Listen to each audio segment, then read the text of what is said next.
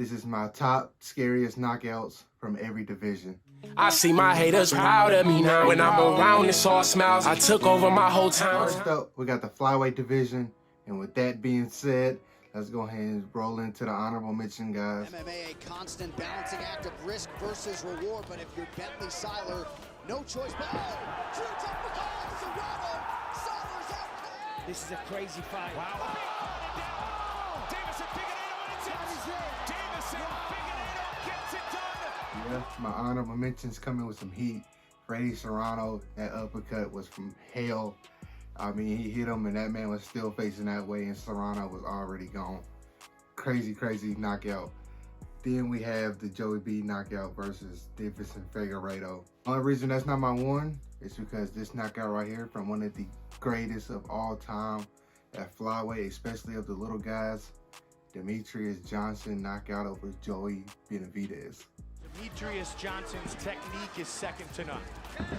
He just does everything perfect. If you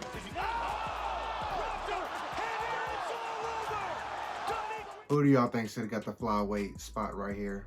Let me know down below. Bantamweight was a pretty hard one to choose from, but with that being said, here's my honorable mentions for that one. At the same time, Frankie moves everything at the same time. Body's moving, feet's moving. Oh my goodness! Flying knee! Sunsao attacks the body late in the round. Corey Sandhagen versus Frankie Edgar. One thing that I realized going back and making this video, Corey Sandhagen has quite a hit list. If you don't know, now you know. Go look at some of his fights. I mean, his opponents is getting up there. And we had Cody Garbrandt versus Rafael Sunsao. Buzzer beater knockout. Love it. I mean, you can't get too much better than that. And this is the first version of Cody Garbrandt that we've seen post them knockouts. Calm, cool, collected, took his time, got the knockout. The power's still there. But my scariest knockout of the Bantamweight division belongs to a man that's not in the UFC anymore. He ended his career on a rough skid. It is this man, Mr. Marlon Moraes versus Aljamain Sterling. Wow, and he separates. Back to the center they go. I mean, that knee, leg, whatever you want, whatever hit him, left Aljamain stiff as a board. I mean, he was fenced up on the ground. Scary stuff to him, in my opinion. But who did y'all have for the Bantamweight division? Let me know. I will say Featherweight was probably the hardest division for me out of all of them. And I just wanted to keep it at 2 honorable mentions like the rest of these divisions because we'll probably be here all day. But with that being said, here's my honorable mentions. Having really good results with that low calf kick. Benson's corner wanted him to be more busy with the left. Oh, ooh, good right hand by Barboza. Oh, my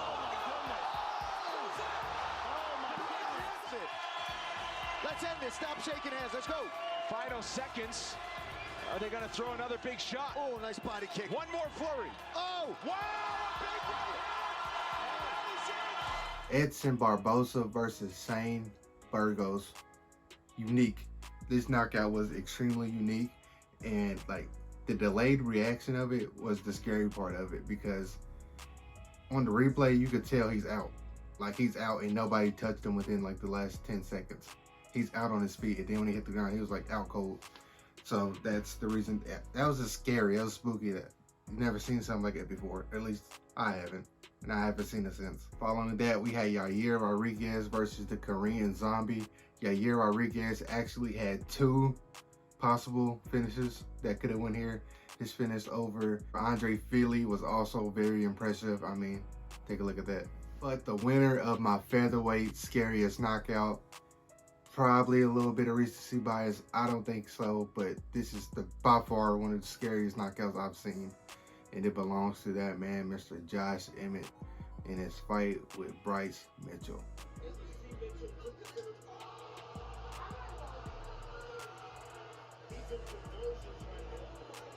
That man, Bryce Mitchell, was literally seasoned on the ground.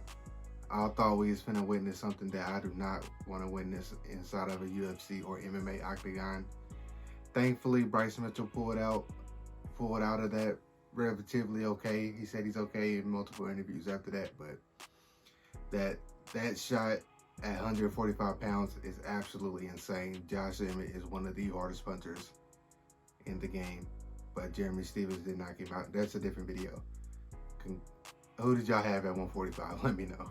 In the lightweight division, this one probably the most spectacular type of knockouts, the spinning. All right, we're gonna get into that, but let's go ahead. Matter of fact, let's go ahead and roll it. Here's my honorable mentions. So Ignacio Bahamondes. It really poses the question, what do you want to do? Do you want to take a chance and risk getting knocked out? Oh my God! Wow! Ignacio Bahamondes, probably butchered his last name, versus Roosevelt Roberts.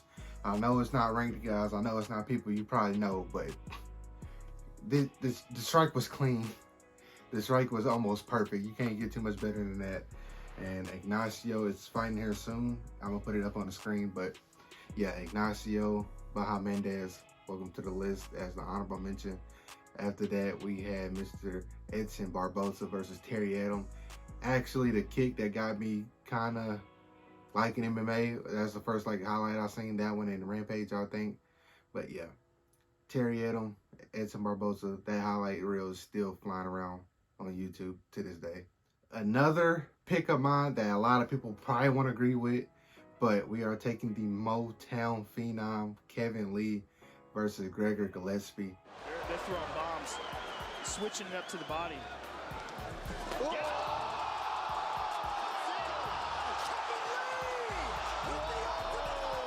Now, if you want to rewind it, going back in that time, people thought Kevin Lee was washed, and people thought Gregor Gillespie was going to be the greatest thing since sliced bread. I don't think Gregor Gillespie has fought since, and if he has, he probably lost because I haven't heard of him since then. But with that being said, this kick right here is absolutely picture perfect. Who do you think should have had this spot? Let me know. Lightweight was full of really, really good ones, so this one will be up for debate, and I'm pretty sure it'll be a pretty good debate. We are in the welterweight division, 170 pounds. Some real good knockouts, some really, really good champions. Here's my honorable mentions.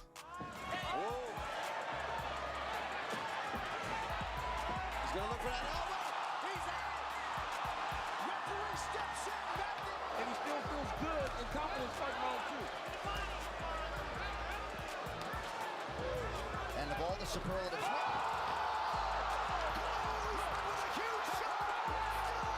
Matt Brown versus Diego Sanchez. I mean, the elbow, it landed, and you see what it can do when it does land. I mean, Sanchez just went completely limp. It looked like he just got, or I've never seen a body, he just ragdolled on the ground. Matt Brown landed that elbow clean and perfect and precise. The other honorable mention is we have Kamaru Usman versus Jorge Masvidal. That hit right there, which I remember seeing that live, the sweat just exploded off of Jorge Masvidal's body.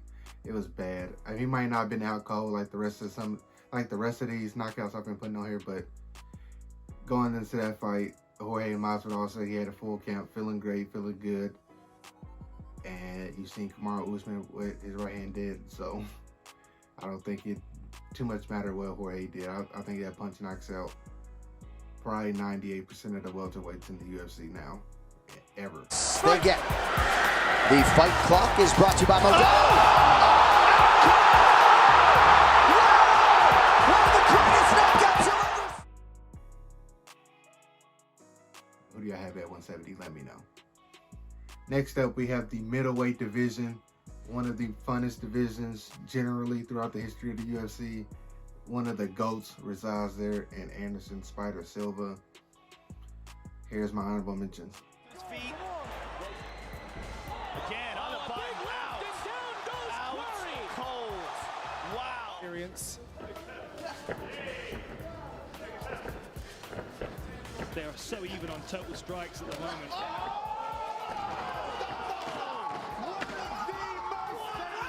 I know a lot of people probably don't know who these fighters are, but Rich Franklin back in his day was one of the main guys in the UFC with the unique pink and brown shorts. Love to see him. Yeah, but you see he can scrap. He might look like a math teacher, but that man can scrap. He can throw down. Hey, yeah, Matt Corey was, you can't, that's one of those, like, is he okay knockouts, and that's why I can't leave him off this list, even though it is just an honorable mention. Then we have Ninja Stuff himself, Hakeem Buckley versus Impa Kasanganay. I will say, Impa has carved out a nice little career for himself over there in PFL, but this knockout still lives on forever, and pretty much Buckley's claim to fame at this moment. But, you know, in the middleweight division, there's only one true knockout. One true class of characters that stands above the rest of them.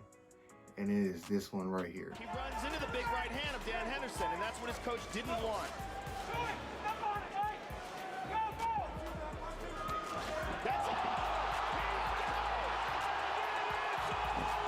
Mr. Dan Henderson versus Michael Bisping. That second shot, it's the second shot that Dan Henderson delivered that always gets me, because he's out cold. I mean, his head bounced off the canvas, he's gone. The body's gone. It's the second shot, and it's the fact that he made it the logo of his company. Like, that's absolutely nuts. Dan Henderson is a legend for that in his own right. But who do y'all have in the middleweight division? Let me know. Light heavyweight division, you're up. And here's my honorable mentions for this one. Not checking leg kicks. Rampage with a quick chance. Good left hand, Silva is all! It is all! Oh my goodness! It is all over! Rampage Jackson versus Wanderlei Silva. I know this was a rematch of some type of sorts, and yeah, they was throwing like they knew each other. They was throwing really, really hard. Rampage Jackson so happened to catch him with a left hook, and those follow-up shots, they had to take at least a year or two off his career, because those undefended, uncontested, straight down the pipe, pow, pow, pow, ground and pound strikes. The honorable mention goes to Rampage. Shout out to that, man. Also, in honorable mention, we have Randy Couture dropping his belt to Lyoto Machida. The fake high crane kick, however you want to call it, front kick, landed picture perfect. I mean, that was like you show this to karate kids. Like, this is what you can do to defend yourself and how you can fight. So, yeah, Lyoto Machida, shout out to that, man. But the scariest knockout I have seen in the light heavyweight division belongs to Mr. Sugar Rashad Evans versus Chuck Liddell.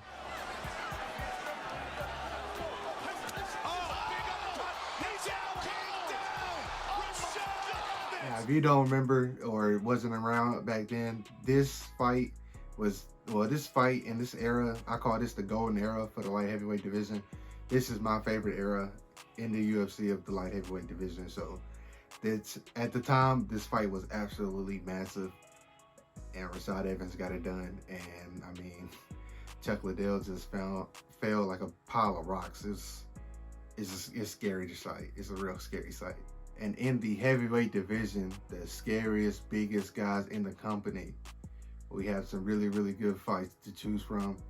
Here's my honorable mention. He's way more powerful than Paul Herrera. And quickly Herrera shoots the leg. And Herrera's a very good grappler here.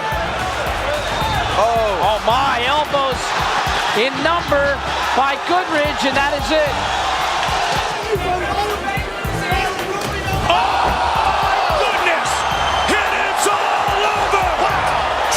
Gary Goodridge versus Paul Herrera is one of those fights you show one of your UFC buddies trying to get into the sport, and they'd be like, this is way too much. I mean, he ate about what you want to say, 8 to 10 undefended elbows, and he was out for about 5 of them.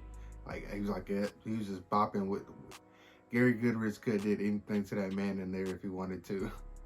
Like, that's absolutely crazy. Like, he's out of it. Like, that's concussion. Maybe a medium level concussion, maybe a high level concussion. That's absolutely nuts. But yeah, Gary Goodridge, shout out to the OGs. The other honorable mention we got is Mr. Travis Brown versus the skyscraper Stephen Struve. Fun fact, he was actually one of my favorite fighters. Why? I literally have no idea besides him just being 7 foot tall, and I thought that looked pretty funny on games. But yeah, Travis Brown caught him with the Superman. Crazy highlight. You're not supposed to see a 7 foot man killed over like that. So yeah, just Travis Brown knockout over Stephen Struve, my other honorable mention. But the biggest, baddest, scariest knockout I've seen in the heavyweight division belongs to this man, Francis the Predator Ngannou versus Alistair Overeem. Not a lot of people burning up Mick Maynard's phone to try to get a matchup with Ngannou. I watched that live. I honestly thought Francis sent that man to the upper room. Like I didn't think there was a way that Alistair Overeem survived that shot, especially the follow up. That's at least like 400 pounds of force coming down right there. Like I thought he was out of there, but Alistair survived. I mean, he got up. It was a little later when he got up, but he got up eventually. So yeah, that's my list. Let me know who y'all will replace. Jorginho Rosenstruik KO over Alistair Overeem was also in play here, but it had to be one or the other. I couldn't put my dog Alistair in honorable mention and the actual thing. Alistair's my guy. But yeah, let me know who y'all would put in these spots, what fights y'all would put in these 3 spots. I think I did a pretty good list. I like all my KOs.